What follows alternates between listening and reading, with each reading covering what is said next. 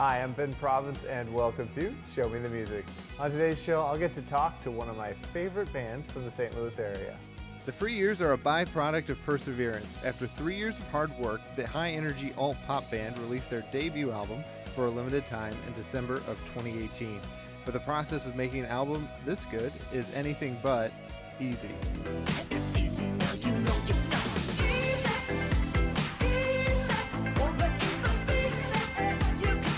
And I'm joined now by frontman Matthew James and drummer Danny Hill. Thank you guys so much for doing this. Thanks for having us. Definitely. Yeah, I know I've been a fan for a little while and I've gotten to talk to each of you a little bit on social media, but it's great to finally meet in person. Great to meet you. Absolutely. Thank you so much. But you guys met a few years back, to put it mildly. You guys go back to high school, right? A year ago, we met in high school. Met in high school, finally graduated. I'm Just proud. kidding. That Yeah. was a long time ago. A long time ago. 15 years I ago. think it's because we were both failing in high school. That's how we and met. that's the only reason we met. That's legitimately how we met. We met in a class where we were making up credits for failing we were just class. like on a computer going, maybe this is math, and we still didn't figure it out though. Yeah, stay in school. I'm pretty sure we failed that class too. Maybe. But you clicked yeah. musically. Yeah. And we're in Crash and Palace, had those two bands going on, but more of a rock sound in those bands as compared to what you're doing now. Can you talk about kind of what brought you together as musicians? Yeah, I think it was just like being in that small town, growing up in that small town, and the influences that we got, we were geared towards were more like things that most people in our small town was like. It wasn't Big and Rich. It wasn't Rascal Flats. Right. You know, We were the staples. we were listening to like Hot Heat. Hot and Heat, the Franz- Strokes. Franz Yeah. Ferdinand, stuff like that. But yeah, so we stuck out like a So, sore thumb when it came Yeah, to it was that. kind of process of elimination by, by those standards, just being able to set up a band and like, well, who am I going to play with? That guy's in the same stuff. Yeah, exactly. Yeah. And that's the only other guy that's in that style of music. But there seems to be something special about the free years. It seems like you've really evolved as musicians with the genre switch a little bit. Yeah. But it's been a process getting to this record. Yeah. Can you kind of talk about the 3-year process that led up to For a Limited Time? It seems like longer than 3 years. Yeah, I think it was. What's crazy to me is right now as a songwriter, in my career as a songwriter, I don't make any money. What I'm saying is, it's been longer than 3 years to get to this point, and it's crazy to me that I've gotten to a point where I'm like, I feel like I can write any type of genre of music that I want to, and that's not me gloating. That's just me like working to make sure that I can do and facilitate like a style of music, and I work until I'm like at the top of that genre. I think where a lot of this started was kind of an obsession with dance music for a long time, and then B, kind of becoming obsessed with synthesis and wanting to learn more about, I don't know, keyboards and then also on top of that producing and how you create the perfect sounds for an album and how they work best in a song. And I think this project in particular has been way more learning than probably any other project. Yeah, just because we were more in the studio. It was more of a studio setup instead of like bringing, it wasn't a practice scenario where we're having like 5 or 6 musicians like Palace and Crash. It was more of a practice scenario, and then we kind of like stayed in. We kind of got trapped for a little bit in the studio. Yeah. And so we had to find that balance. And I think we're getting back there now. And the reason why we went from Palace to the free years mostly was because we're just tired of schedules, tired of like dealing with 8 people's schedules. Yeah. And on top of that, having a lot of musician changes and then being solely reliant on everyone else. Yeah.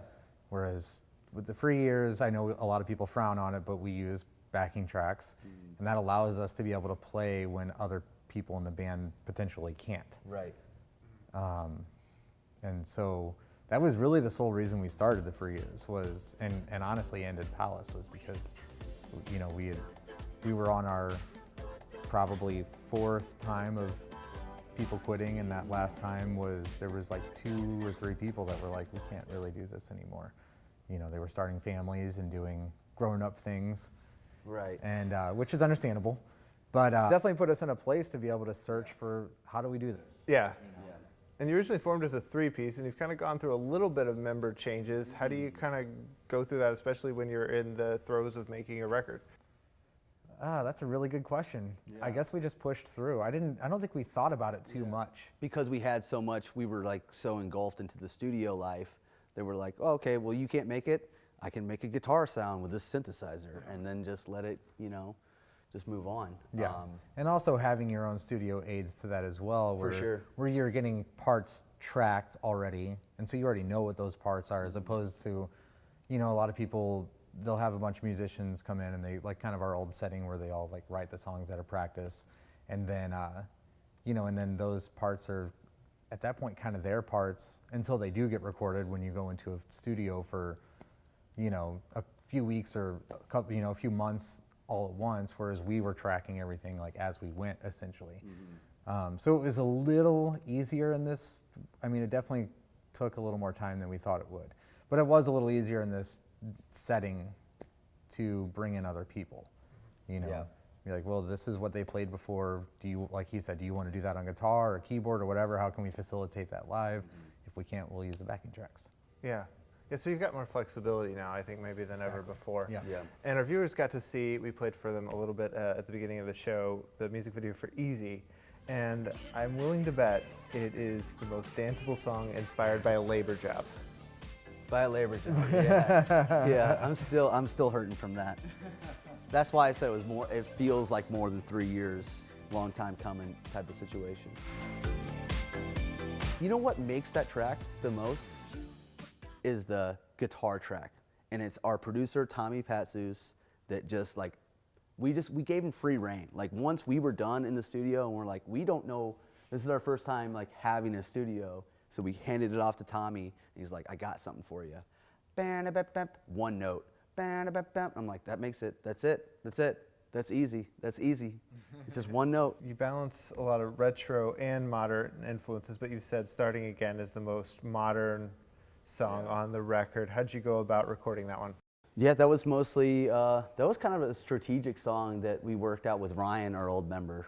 And Ryan's no longer with the Free Years, but he was crucial to the studio setup, and it was, yeah. So a big portion of the album. Yeah, that song, I know for my drum parts, I drew heavily from Michael Jackson, but it was the one that Justin Timberlake and Timberland produced. Love Never Felt So Good? Never Felt So Good, Yep. that was it, yeah. So the drum beat is pretty much very heavily influenced off of that song. That's kind of what started the song, at least its groove, yeah.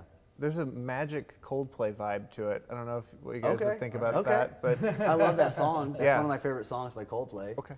So. Okay. Very cool.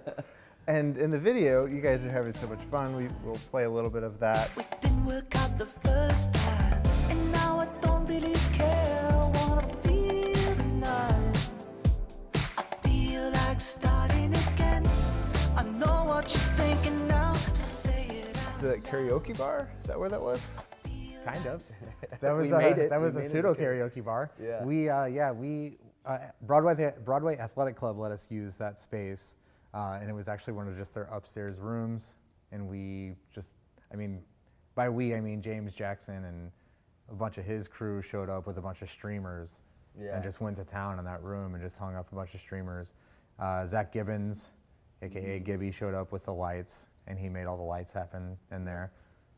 So yeah, I'm glad it came off as a karaoke bar because that was the goal. Yeah. Yeah. Yeah, it looks great. Thanks. And I think the aesthetic and the branding and the neon and everything is such a big part of the Free Years. And it's not used in a way that's gimmicky. It's just used in a way that seems like that's who you guys are. And I think you bring that to your live shows a lot. I still need to catch one. I've been meaning to, I promise. Yeah. But what can people expect if they see a Free Years show?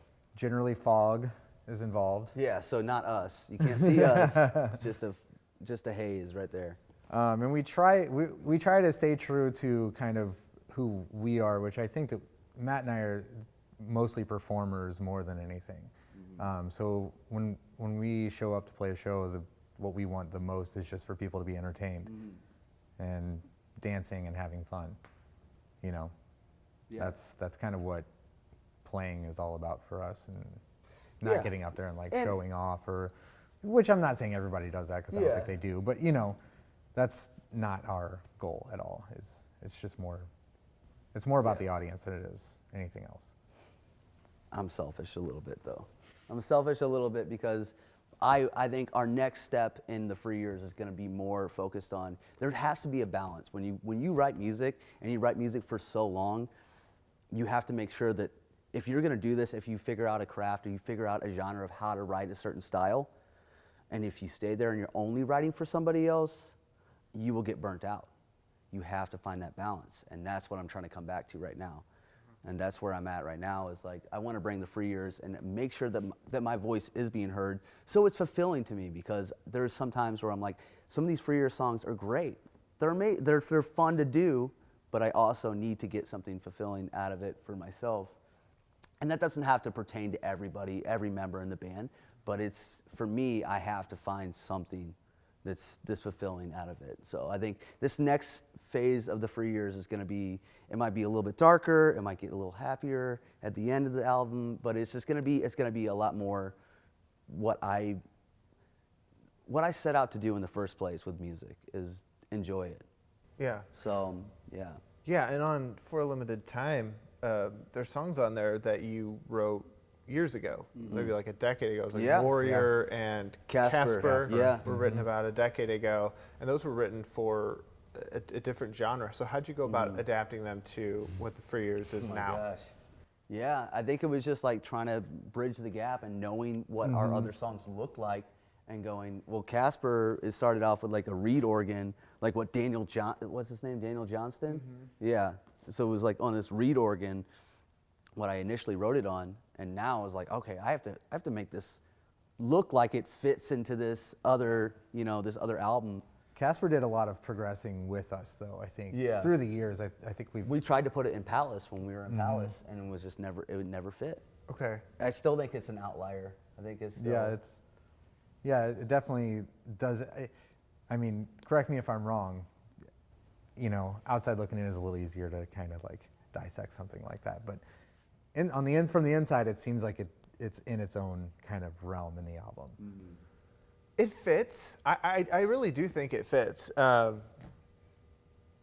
think those two have a little bit more of a rock quality, but they don't feel out of place on the album. In fact, they feel like they supplement the album and bring it more colors, and I think they're great. They're two of my favorites on the record, That is great especially Warrior. Warrior, I think, is yeah. one of the best songs from a St. Louis band of the last decade, honestly. Thank you. Thank you. But Thanks, the Ben. album title, For a Limited Time, where'd that come from?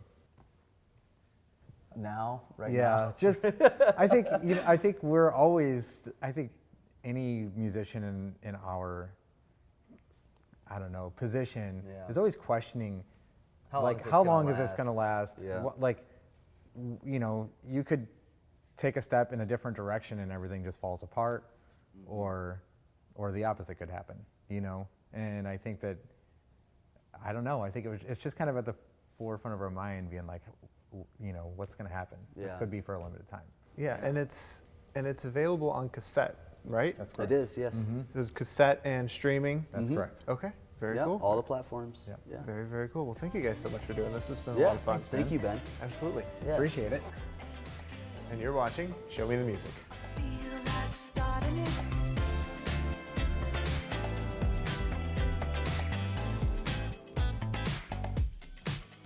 For even more about this St. Louis band on the rise, visit thefreeyears.com and follow along with them on social media. Well, I'll do it for today's show. I want to give a big thank you to Matthew James and Danny Hill from the Free Years. And as always, as I always sign off, my name is Ben Province, and I'm asking you to show me the music.